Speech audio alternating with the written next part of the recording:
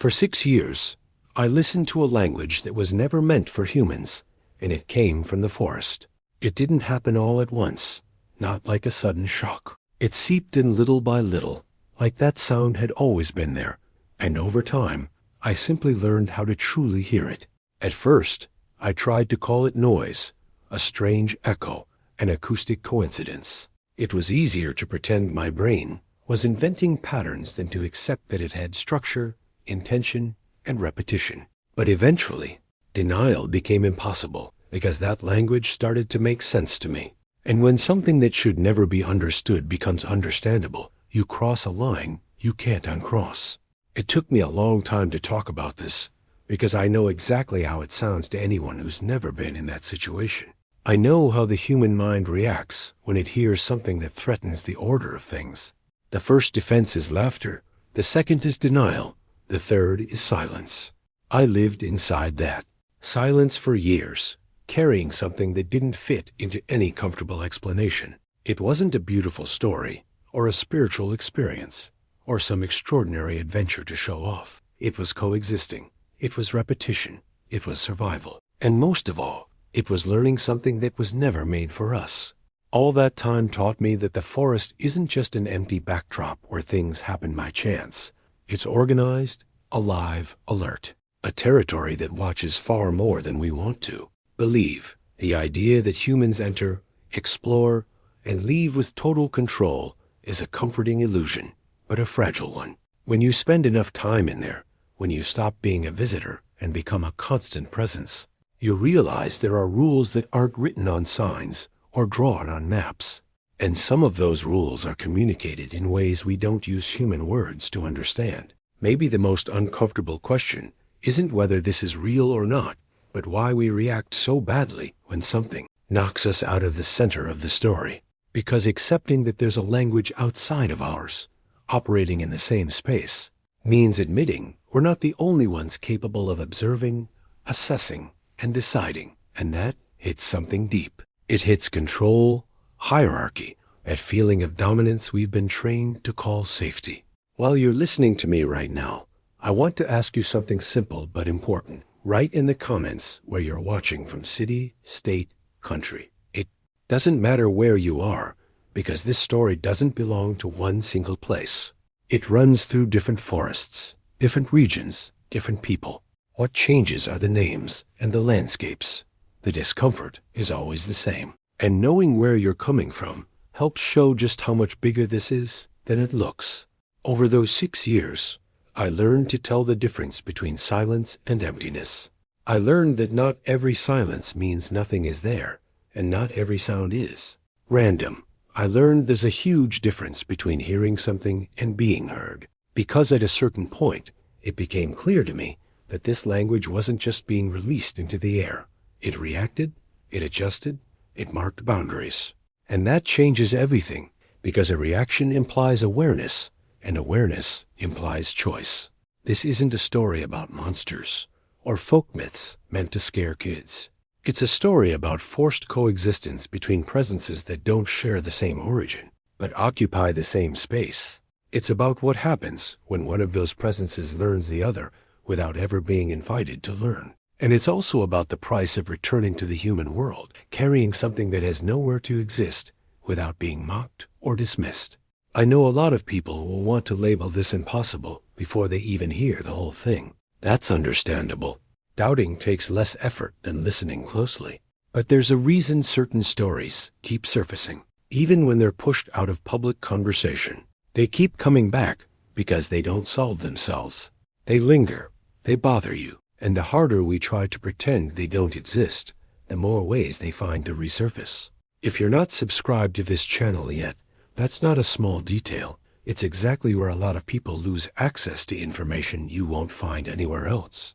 Stories like this don't arrive prepackaged, spoon-fed, or filtered to make you comfortable. They demand attention, continuity, and context.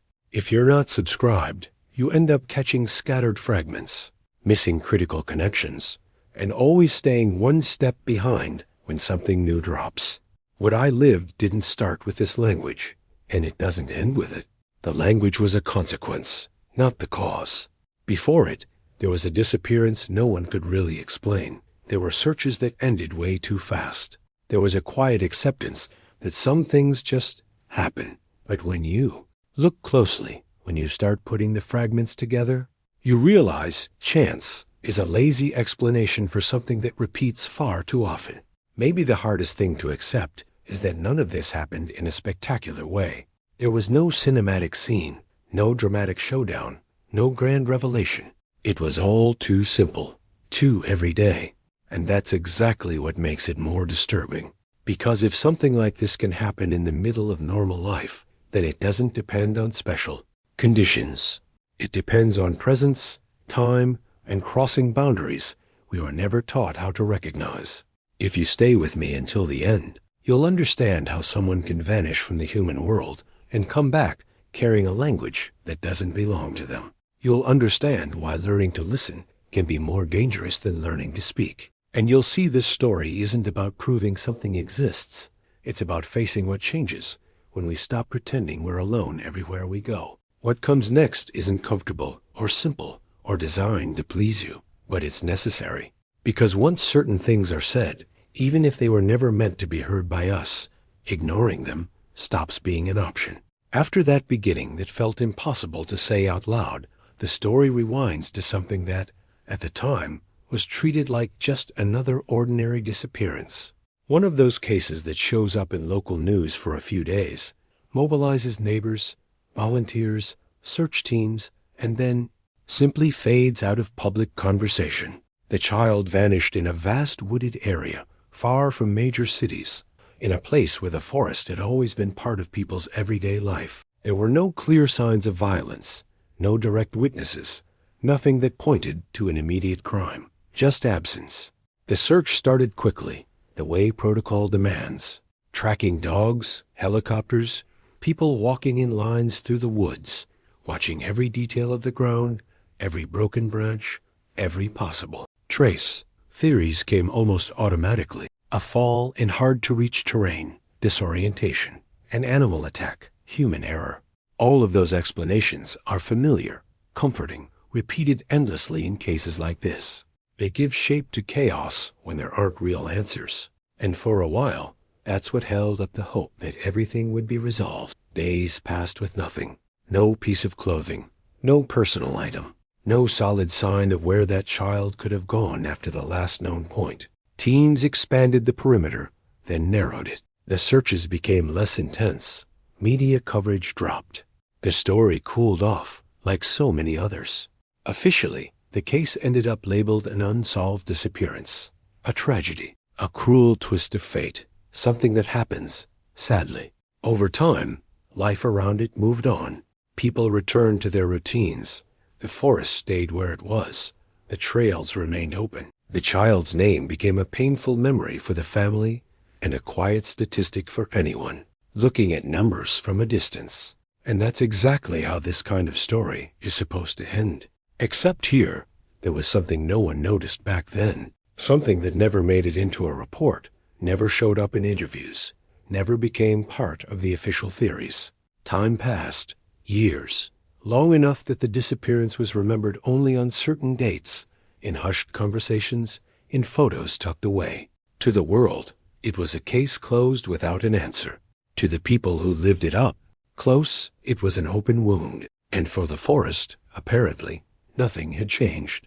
That matters, because it explains why no one connected the dots when something started to drift away from what was expected. In stories like this, the disappearance is supposed to be the ending. But here, it was only the beginning of something much bigger. Because while everyone believed the child would never be found, something was happening far from human eyes. Something that didn't fit any of the explanations offered at the time. And the more time moved forward, the clearer it became that the vanishing wasn't a final period, it was a transition. If you've ever heard of cases that just never got an answer, write the word vanished in the comments. Not as judgment, just recognition. Because this kind of story repeats more than we want to admit, always with the same silence at the end. The most unsettling part is that years later, when everything already felt permanently finished, signs began to surface that the story hadn't ended the way everyone believed. Not clear signs, not direct proof, just uncomfortable hints, isolated reports, comments that had nowhere to go if anyone wanted to be taken seriously. Small details that, on their own, meant nothing, but together started to outline something strange. People who lived near the area would talk quietly about unusual movement in the woods. Not attacks, not obvious violence presence. The feeling that something was watching. That's certain. Paths seemed to have their own rules. Those reports were never officially tied to the disappearance. They were always treated as superstition, imagination, exaggeration. And once again, silence won. Time also changes the way we remember. As the years pass, a disappearance stops feeling active and starts being treated like distant history. That creates a false sense of closure. But what no one noticed is that while human memory settles, certain events keep producing effects, even if they stay invisible. That specific case never became a documentary, never turned into a national headline, never got revisited by major independent investigations. It stayed too small to attract attention, too ordinary to raise suspicion. And maybe that's exactly why everything that came after went unnoticed for so long. If you feel like some stories get forgotten way too fast, comment, "No one remembers." Because that collective forgetting is a key part of what lets certain things keep happening without ever being questioned. The disappearance was treated like an isolated tragedy. It wasn't connected to other similar cases. It wasn't compared to larger patterns. Each event was examined on its own, as if there were no relationship between them. That kind of fragmentation is comforting. It prevents bigger questions.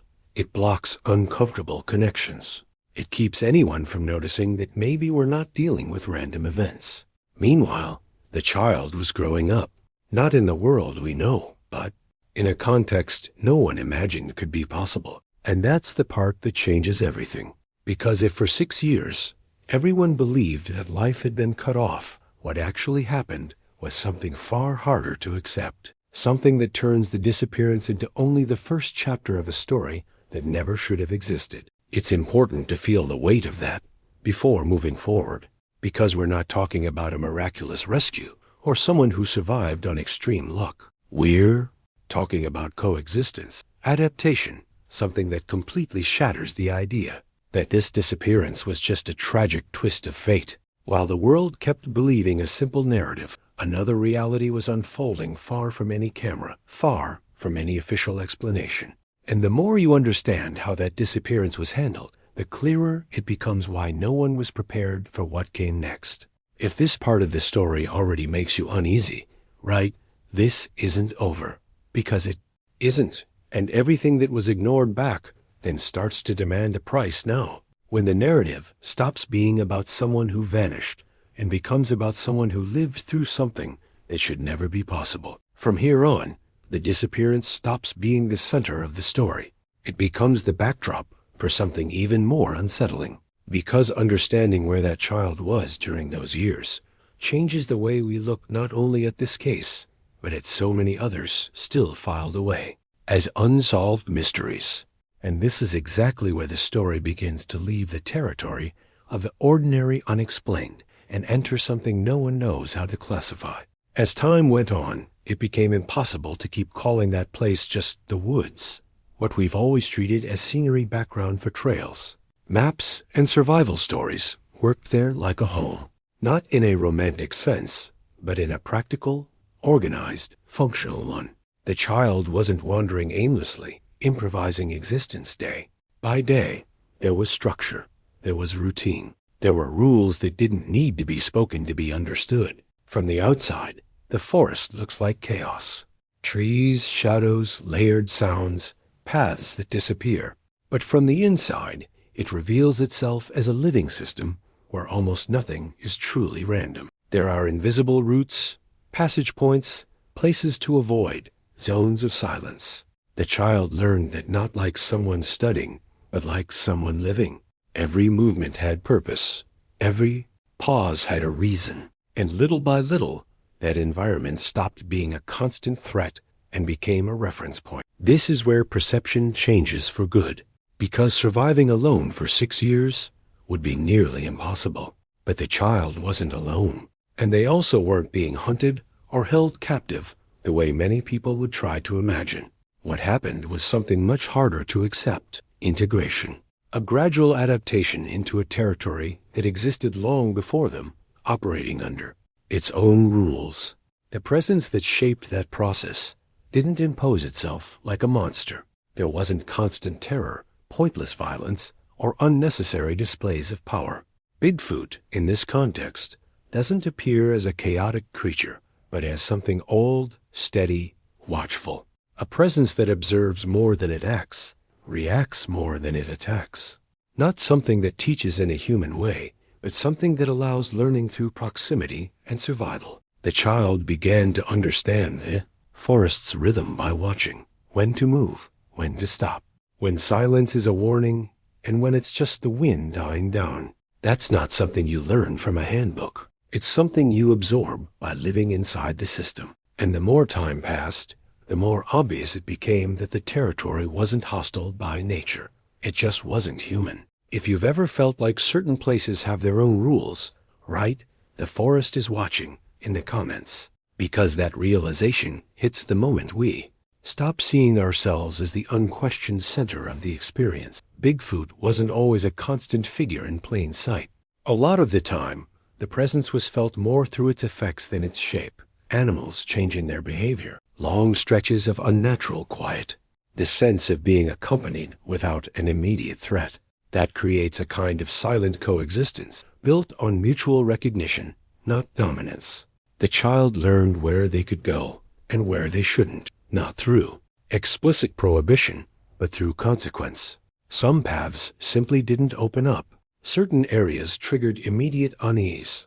Others offered shelter, food, a kind of relative safety. That way of reading the land is something older peoples have described for generations something. Our modern culture forgot the moment we turned territory into a map. Here, the forest stops being the place where something happened and becomes an active force in the story. It shapes behavior, enforces boundaries, provides resources, and removes excess. And Bigfoot, within that system, isn't the owner of the land in any human sense. He's an organic part of it, a living link between the territory and anyone who has to learn how to exist there without breaking the balance. That's why the child didn't just survive, they changed. The body adapted, the senses recalibrated. Constant fear gave way to attention. Attention became pattern reading. Pattern reading became a basic understanding of unwritten rules. There was no comfort, but there was coherence.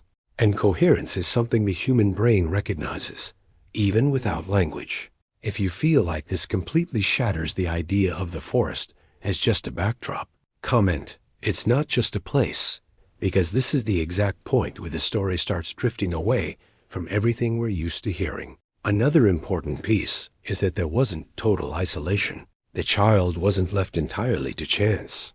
There was constant observation, even if it was discreet, not like human surveillance, but territorial oversight. The presence was there to make sure certain boundaries were respected, to keep certain larger dangers from closing in. That isn't care in a human, emotional sense, but it is functional protection. Over time, the forest began to provide everything needed for basic survival: water, shelter, food. Nothing easy, nothing abundant, but enough. And that shifts the story from desperation to adaptation. The child wasn't waiting to be rescued. They were learning how to exist inside a different logic. That kind of integration also helps explain why no one found tracks for all those years. Because the tracks weren't accidental. There was no running, no disorientation. There was conscious movement along routes that don't show up in the way humans normally read the land. Invisible trails. Paths that erase themselves to anyone who doesn't belong to that system. If you've ever heard stories about people getting lost in places that seem way too simple, right? Not a coincidence. Because that pattern repeats every time we forget that not all territory is neutral. A forest, when it's a home, demands a different posture. You don't enter by imposing your presence. You enter by learning how to disappear. The child learned that fast because they had to. And that lesson, extreme as it is, reveals something our culture would rather ignore: surviving isn't about domination. It's about adjustment. In that context, Bigfoot doesn't teach with words, but with consequence. He doesn't guide, he permits. He doesn't welcome in a human way. He integrates in a territorial way. And that creates a bond that's strange, hard to name, but deeply functional. A bond built on coexistence, not affection or submission. That model destroys the idea that the child was raised in the classic sense. They were absorbed. They became part of a larger system where the forest wasn't an obstacle, but a structure where the non-human presence wasn't a constant threat, but a silent reference point. If that makes you uneasy, right, this changes everything, because it does. It changes the way we understand survival, disappearance, and coexistence with the unknown. As the years went on, that home left deep marks, not just physical, but cognitive. Their sense of time shifted. Their relationship with silence changed. The concept of danger stopped being immediate and became contextual. It created a kind of environmental intelligence you don't learn anywhere else. And that's exactly why, when that child eventually reappears in the human world, nothing fits cleanly anymore. Because someone who learns to live in a territory that runs on a different logic never comes back the same. The forest wasn't just shelter. It was school. It was system. It was language before language. That understanding sets the stage for something even more disturbing. Because living 6 years inside a place like that doesn't only change habits. It changes the way you think, the way you perceive, the way you communicate. And when that child starts showing signs, they learn something beyond what we can see, something outside our common repertoire. It becomes clear the forest wasn't just a home. It was a bridge into something that should never have been crossed so early. From here on, the story stops being about where they lived and becomes about what they learned while living there. And that learning isn't only survival, it's language. A language that wasn't made for humans, and yet somehow was absorbed. And understanding how that happened is the next unavoidable step in this story.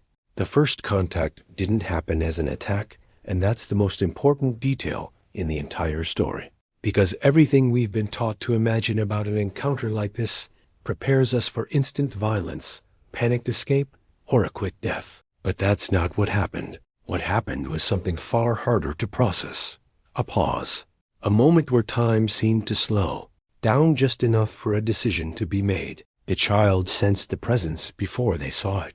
Not through loud sound or sudden movement, but through a shift in the environment. The air changed. Small sounds stopped. Not the normal quiet of the forest at night, but an attentive silence, like everything around them was waiting. That kind of awareness doesn't come from logic. It comes from the body, and the body understood something big was there. When Bigfoot finally appeared, it wasn't in a fury, and it didn't leap out of the shadows. He was there as if he'd always been there, just outside the frame. The child's first reaction was to freeze. Not scream, not run. There wasn't time. Fear hit hard and whole, but it came with something strange, the feeling of being watched with intention, not impulse. That difference changes everything. Impulse is chaotic. Intention is calculated. Bigfoot didn't charge. He didn't bare his teeth. He didn't vocalize. He simply stayed. And in that instant, the contact wasn't physical. It was evaluative. Eyes met something that didn't look human, but didn't feel irrational either. There was focus. There was assessment. If you've ever felt someone watching you, trying to figure out who you are before they act, right, he assessed. Because that's exactly the feeling that surfaces here. The child felt fear like never before, but they also sensed that fear wasn't being exploited. There was no pleasure in it, no explicit threat. Bigfoot could have ended everything right there. The difference in strength made that obvious. But he didn't, and that can't be explained as instinctive hesitation, because instinct doesn't wait. Instinct reacts. What happened was restraint, a silent decision not to act, not to turn that meeting into something final. And choice is a concept that completely changes how we understand this presence. Choice implies judgment. It implies awareness of impact. It implies more than one outcome was being weighed. The child didn't understand that rationally in the moment, but they felt it. They felt that running would make everything worse. They felt that screaming would be read as rupture. They felt that standing still staying was the only acceptable response. Not by human logic, but by reading the environment. And that reading saved their life. Bigfoot moved closer only enough to see better. There was no touch, no strike, just presence taking up space. A presence that communicated power without needing to display it. And that, by itself, is a sign of dominance. Those who need to prove strength tend to use it. Those who control don't have to. That moment lasted seconds or minutes. No one can say for sure. For the child, it was long enough to understand something crucial. This wasn't an ordinary predator. Predators strike when they have the advantage. Here, the advantage was absolute. And still, there was restraint. If this already breaks the classic monster image, comment, it wasn't instinct. Because it wasn't. When Bigfoot backed away, it wasn't retreat like fear. It was closure like the evaluation had ended, like a conclusion had been reached. The child wasn't followed, wasn't touched, wasn't attacked. The encounter ended without physical marks, but it left something much deeper, a permanent shift in how danger is understood. From that day on, the child understood the forest wasn't neutral, but it also wasn't automatically hostile. It operated by criteria, and Bigfoot was an active part of those criteria, not as a villain, but as a filter, something that decides who stays and who doesn't. At first contact established a silent rule. Not spoken, but felt. Human presence would be tolerated within certain limits, and those limits wouldn't be explained in words, only demonstrated through consequence. The child learned that fast, because they had to. If you've ever realized survival isn't always about strength, but about reading the moment, right? It was a choice, because that's the turn right here. After that encounter, there were others, but never in the same way, never with that same first tension. The first contact was the test. The ones after were supervision. Not constant, not overt, just present enough to make sure certain lines weren't crossed. Bigfoot didn't become a friend. There wasn't affection in any human sense, but there was recognition. And recognition changes everything. It turns threat into boundary. It turns chaos into rule. The child wasn't spared out of pity. They were spared because something decided they didn't represent rupture in that territory. That initial decision is the most critical point in the entire story, because without it, there would be no 6 years, no adaptation, no learning. Everything would have ended right there. And the fact that it didn't end shows we're dealing with something that weighs long-term consequence, not just immediate reaction. If you feel the weight of that decision, comment, he chose, because that choice carries enormous implications. From that moment on, the child existed in that space under constant yet non-invasive observation, like someone in a permanent trial period. Every action was read, every mistake carried a cost. Every right move earned continued tolerance. There was no room for carelessness, but there was room for adaptation. This relationship can't be called protection in an emotional sense, but it also can't be called constant threat. It sits in between, uncomfortable to our logic, but coherent in a territorial system. Bigfoot didn't need to take care. He only needed to decide not to eliminate. And that first decision shaped everything that followed. Survival wasn't blind luck. It was an assessment that allowed continuity. That puts Bigfoot in a completely different place than the pop culture myth. Not as an irrational creature, but as an agent who chooses when to act and when to restrain. That's why this part hits so hard, because it destroys the idea that everything happened by accident. It didn't. There was a critical moment when something decided not to kill, and that decision opened the door to something even more disturbing: long-term coexistence. The child didn't come out untouched. Fear never fully vanished. It just changed shape from immediate panic to constant alertness, from fleeing to reading. That kind of forced maturity doesn't fade with time. If you can imagine the psychological impact of that, right, it leaves a mark, because it does. And from this point on, the story stops being about physical survival and becomes about cognitive transformation. Because living 6 years under that kind of ongoing evaluation changes not only the body, but the mind. And it's inside that mental space that something begins to happen that's even harder to accept. Bigfoot didn't just spare the child. He allowed permanence. And allowing permanence implies tolerance. Tolerance implies repetition. And repetition creates the conditions for something that never should have happened: mutual learning. That first contact, silent and restrained, became the foundation of everything. No attack, no words. Just a decision made outside the limits of what we usually understand. And when you look at that decision closely, it becomes clear it wasn't the end of danger. It was the beginning of something far more complex. Because when something chooses not to kill, it also chooses to observe. And over time, observation makes room for something even more unsettling than violence: communication. The 6 years that followed can't be reduced to captivity, adoption, or abandonment. None of those words can hold what actually happened. What existed was forced coexistence between two species that don't share language, culture, or intention, yet ended up sharing the same territory out of necessity. The child wasn't taken in the classic sense, and they weren't left alone by accident. They remained because they were allowed to remain. And that permission came with rules that were never explained, only felt. The first months were the hardest, because survival didn't depend only on food or shelter, but on constant observation. Every movement had to be considered. Every sound had consequences. The forest stopped being scenery and became system. Nothing was random. Everything had rhythm, timing, safer zones, zones that could never be crossed. The child learned that not through direct instruction, but through silent repetition. There was no domestication. That matters. No one taught tricks.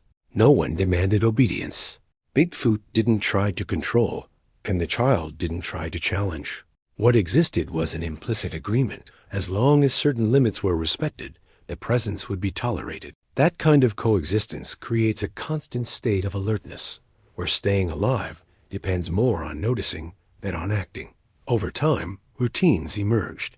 Not human routines, but patterns.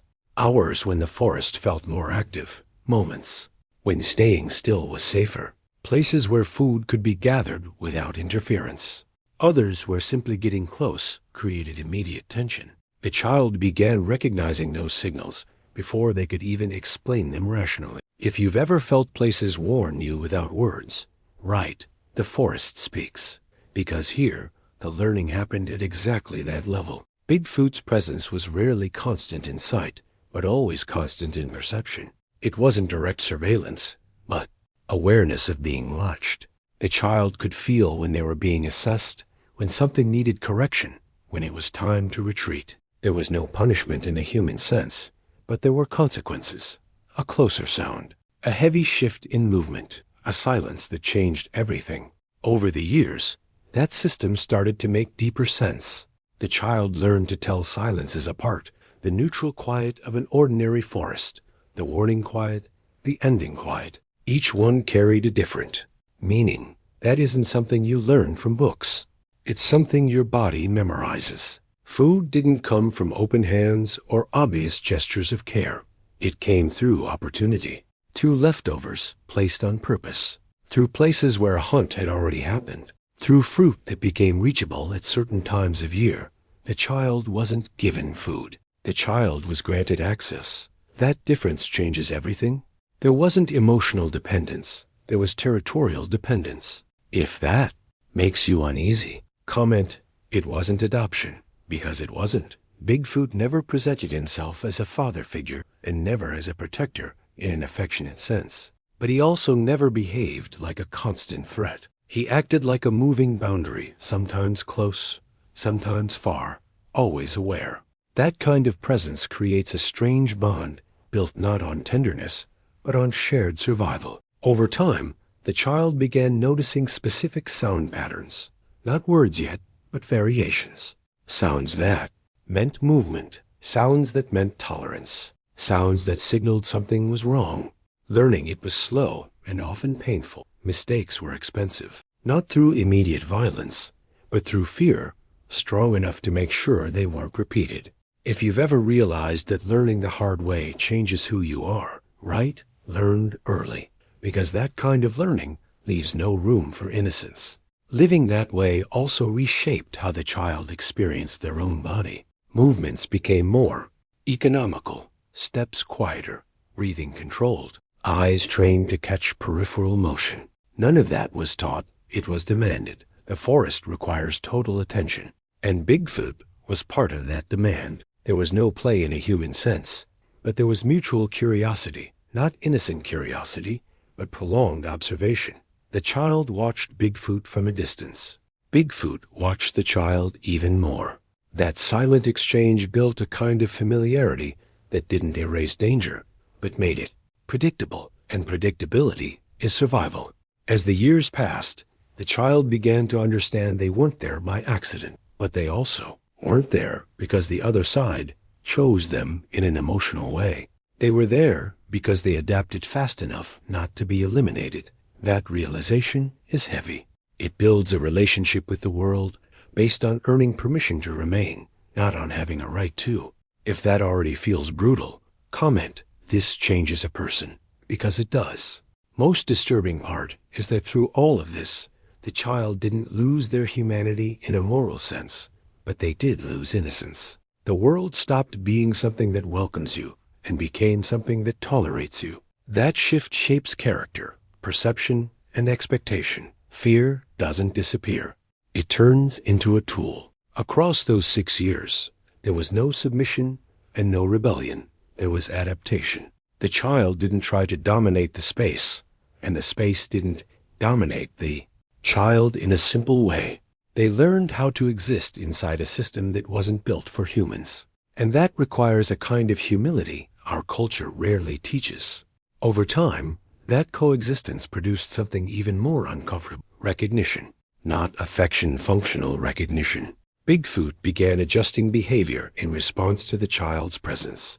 Small shifts, small tolerances, small responses that suggested the child was no longer entirely foreign. If you feel like that goes beyond simple survival, right, there was a bond, because there was just not the kind we expect. That bond can't be romanticized.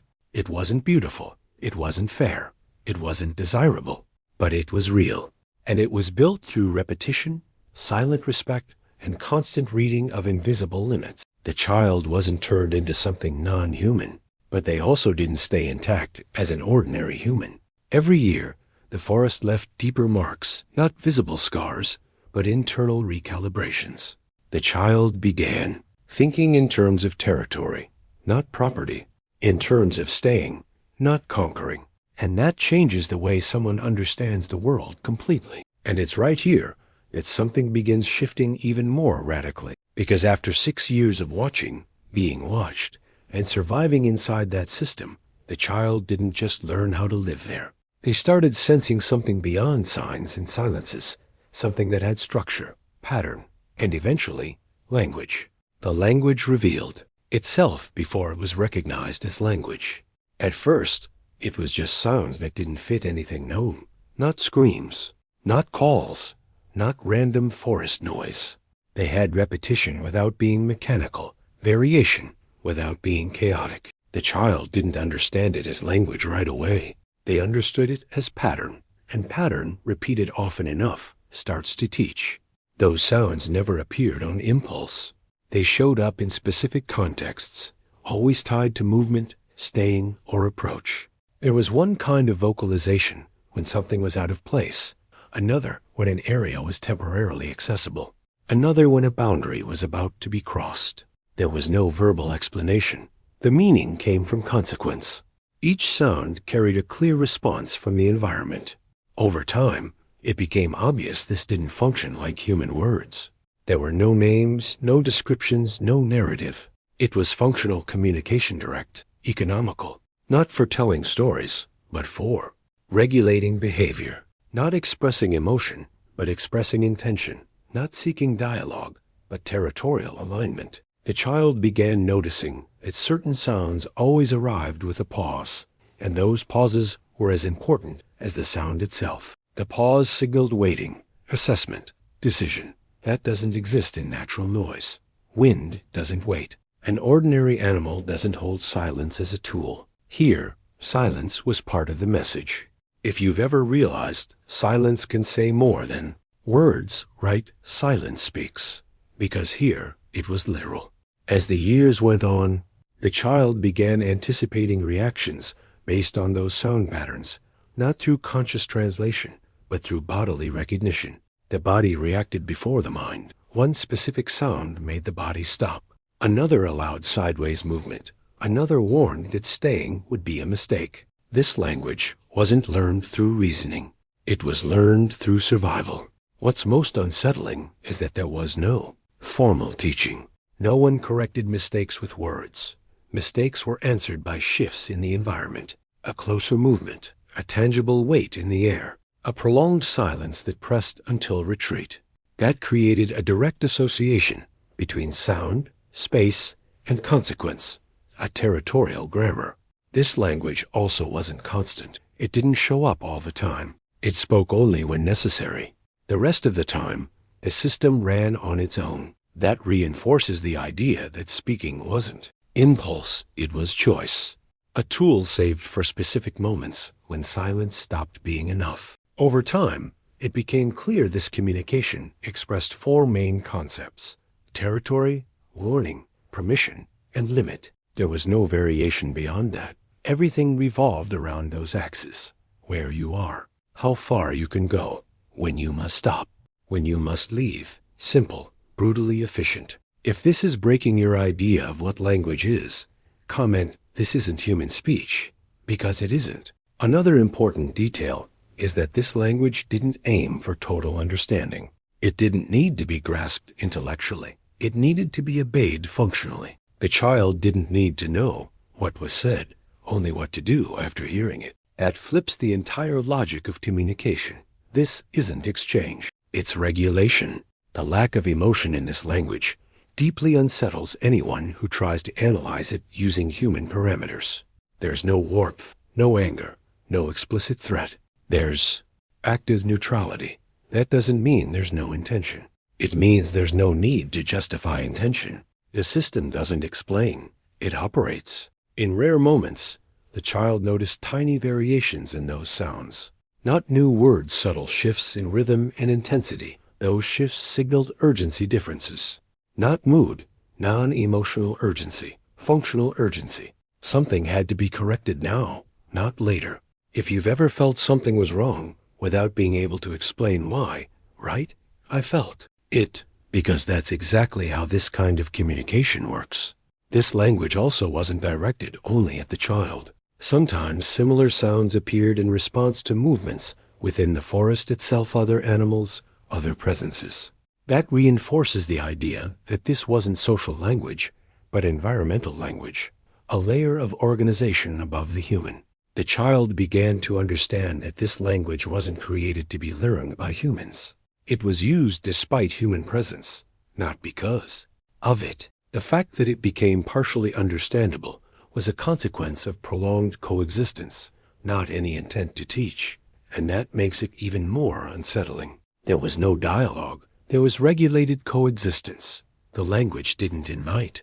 It delineated, and delineation is a form of quiet power. It doesn't require constant force. It only requires being respected once, so it never has to be reinforced again. Over time, the child realized something even more disturbing. The language didn't describe the world. It shaped behavior inside it. That's the opposite of human language, which tries to represent reality. Here, reality was imposed through communication. If this feels more like control than conversation, comment, "This is territory," because that's exactly what it is. The biggest paradigm shift happens when you realize this language didn't emerge to connect species. It emerged to keep distance between them. It doesn't bring closer. It organizes separation. And the fact that a human child learned to recognize it isn't a sign of openness. It's a sign of extreme adaptation. That changes everything, because it stops being about Bigfoot talking and becomes about a communication system that has always existed, operating beyond our reach, and only became partially visible because someone lived inside it long enough to notice its patterns. This language doesn't humanize Bigfoot. In the deepest sense, it dehumanizes him. It shows we're dealing with something that doesn't think like us, doesn't communicate like us, and doesn't need our structures to function. That's far harder to accept than an irrational monster. And that's exactly why this part of the story is so uncomfortable. Because once you recognize a functional, ancient, territorial language operating there, the question stops being, how is this possible? And becomes, why was this learned? Because learning a language that isn't made for humans has a price. And that price starts showing up when the child, years later, has to try to return to a world that doesn't speak that language and may not be ready to hear what they're carrying. The real impact of this language isn't just that it exists, but what it reveals about our position inside that system. Because when you look closely, it becomes clear the human isn't the center of this communication, not the main recipient, not the measuring stick. The language exists without us, operates before us, and will keep operating after. The human appears as an occasional variable, not the reference point. That breaks a hierarchy we learn from childhood. We're taught that complex consciousness, territorial organization, and intentional communication are uniquely human traits. Everything outside that is labeled instinct, noise, or myth. But this language dismantles that logic effortlessly. It shows consciousness without human narrative, intelligence without the need for explanation, control without spectacle. The child felt this brutally when they started comparing life in the forest to what they vaguely remembered of the human world. Out here, everything had to be named, explained, validated. In the forest, none of that was needed. The language didn't ask permission to exist. It simply operated. And that creates a deep psychological shock because it reveals how tightly our need for control is tied to our need to fully understand. If you've ever felt uneasy realizing you don't understand everything around you, right, we're not the center, because that's the wound this language touches. The most unsettling part is realizing older cultures have always talked about this, just in ways we were taught to dismiss. Stories of forest dwellers, guardians, ancient beings who watch and draw boundaries. Those narratives were labeled folklore because they didn't fit the modern model of dominating nature. But when you place those stories beside the existence of a functional, territorial, silent language, they stop feeling like isolated fantasies. What changes everything is understanding those cultures weren't describing monsters. They were describing coexistence systems. They weren't telling creature stories to scare children. They were describing limits that had to be respected. In that context, the language isn't new. It's just confirmation of something that was always there, something we chose not to hear. This communication also reveals something uncomfortable about us, how hard it is for us to accept any kind of intelligence that doesn't treat us as the priority. The language doesn't try to please, negotiate, or explain. It doesn't adapt to humans. Humans have to adapt to it if they want to stay alive inside that system. That completely flips the control logic we use to deal with the world. If this is making you rethink how we look at nature, comment, "The forest decides." Because here, that isn't a metaphor. Another crucial point is that this language doesn't create equality. It creates spatial hierarchy not built on constant brute force, but on continuous presence. Whoever has occupied the territory longer defines the rules. And that's something modern culture avoids acknowledging, because it means admitting we arrived later visitors in spaces we treat as ours by right. For 6 years, the child learned the hardest possible lesson. Consciousness doesn't need human language to exist. It only needs consistency. And the consistency of that presence was absolute, always the same rhythm, always the same rules, always the same boundaries. That creates a quiet authority that doesn't need constant violence to be real. If you've ever noticed that real authority doesn't have to shout, write silence rules, because that's exactly how this system works. This language also reveals that control doesn't have to be visible to be effective. Humans build fences, signs, laws. This presence builds expectation. If you learn to recognize the signals, you don't need repeated warnings. If you ignore them, you learn through consequence. It's a kind of organization that doesn't depend on agreement-only repetition. The bigger shock isn't discovering that Bigfoot can communicate. It's realizing that this communication removes us from the center of the decision. It doesn't ask whether we're allowed to be there. It tells us how far we can go.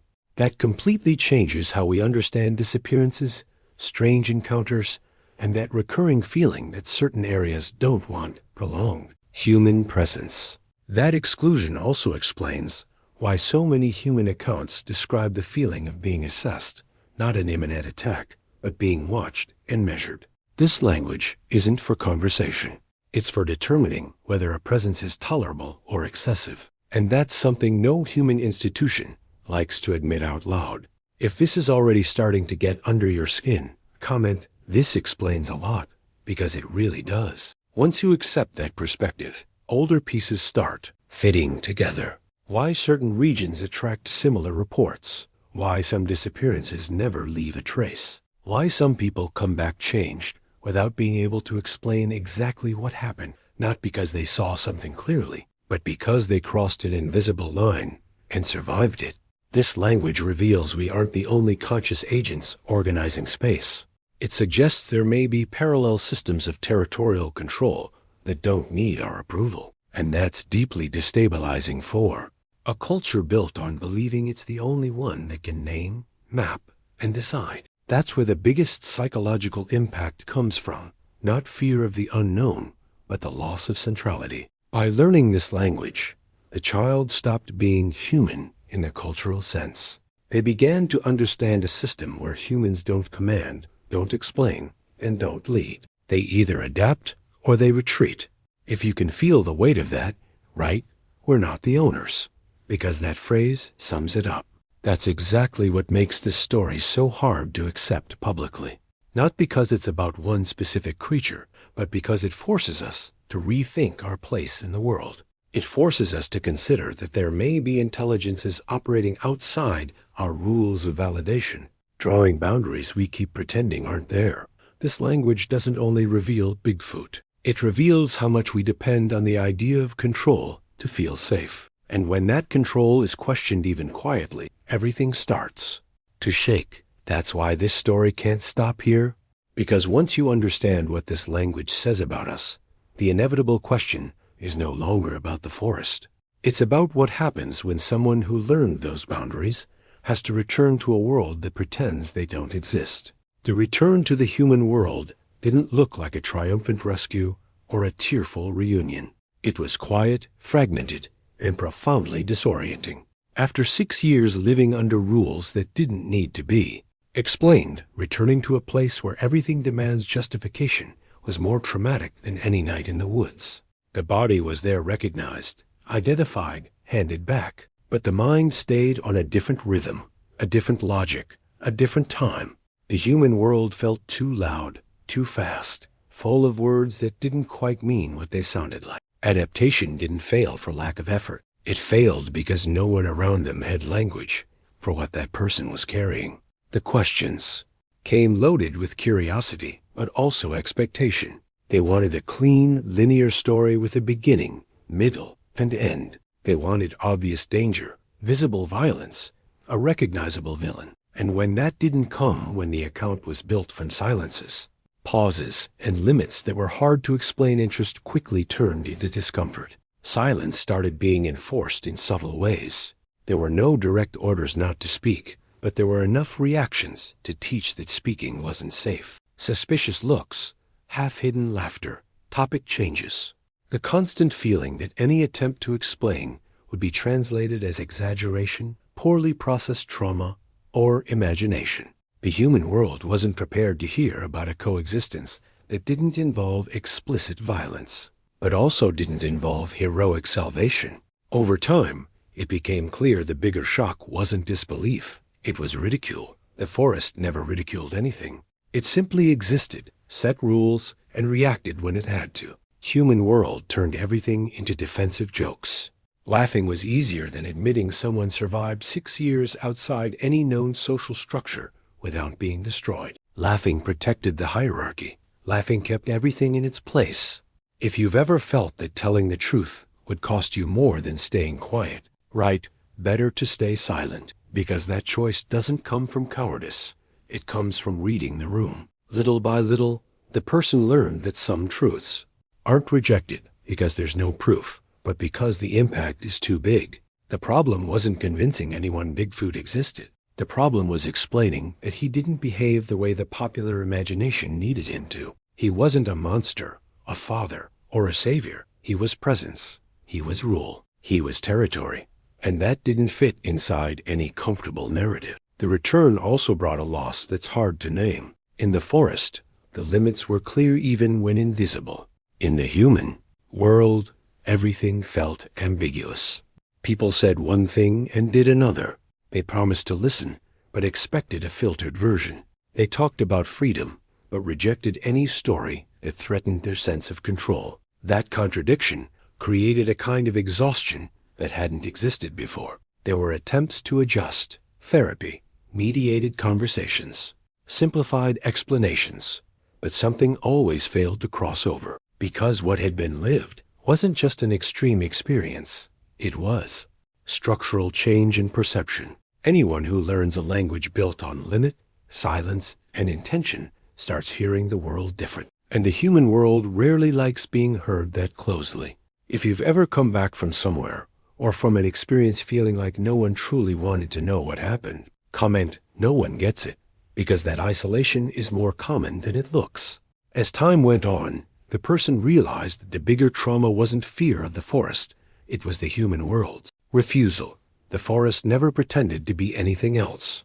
Society, meanwhile, insisted on calling crazy whatever it couldn't classify. And that creates a quiet wound. Realizing survival doesn't guarantee belonging. Silence became a survival strategy. Don't speak to avoid wearing yourself down. Don't explain to avoid labels. Don't insist so you don't get pushed to the margins.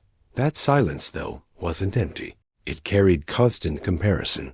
Every human rule started feeling too arbitrary after living under rules that didn't need to be announced to be respected. Difficulty adapting also showed up in small things. Too much city noise, enclosed spaces, unpredictable crowds. In the forest, danger was rare but clear. In the human world, it was diffuse, social, psychological. It didn't arrive as a physical threat, but as symbolic exclusion. If you've ever felt that the normal world can be more oppressive than places labeled dangerous, right, the strange part is here, because that reversal happens when your internal reference points change. The hardest part was realizing there was no legitimate place for that experience to exist without being turned into a spectacle or a joke. Either it became entertainment or it became a diagnosis. It was never simply heard. And that taught one brutal truth. Some truths aren't rejected because they're false, but because they demand too much change. The return also brought guilt. Guilt for surviving. Guilt for knowing something that couldn't be shared freely. Guilt for carrying a perception that isolated them. In the forest, survival didn't require explanation. In the human world, it came with constant pressure for a coherent narrative. Over time, it became clear the silence wasn't only imposed from outside, it was internalized. The person began choosing carefully what to say, who to say it to, and how to say it. Not to lie, but to avoid social fractures. That creates an internal split that's hard to hold. One part that lived something transformative, and another that has to perform normalcy just to keep living in society. If you understand what it's like to carry something too big to fit into casual conversation, comment, "I know," because that weight doesn't show up in photos, but it shapes everything. The human world also brought something the forest never did, the demand to take a side, the need to define what was lived in clear terms. True or false, trauma or invention, good or evil. The forest never asked for definitions. It simply reacted. That difference creates constant wear because it forces choices that make no sense for someone who lived outside that binary logic. Little by little, the person began to realize the return wasn't an ending. It was another kind of exile. An exile where the body is present, but the experience isn't recognized. Where speech has to be rationed to avoid rejection. Where silence gets mistaken for forgetting when it's actually protection. That silence, however, doesn't erase what was learned. It only postpones the collision. Because what changes how someone sees the world doesn't disappear just because others dismiss it. It stays shaping choices, roots, reactions.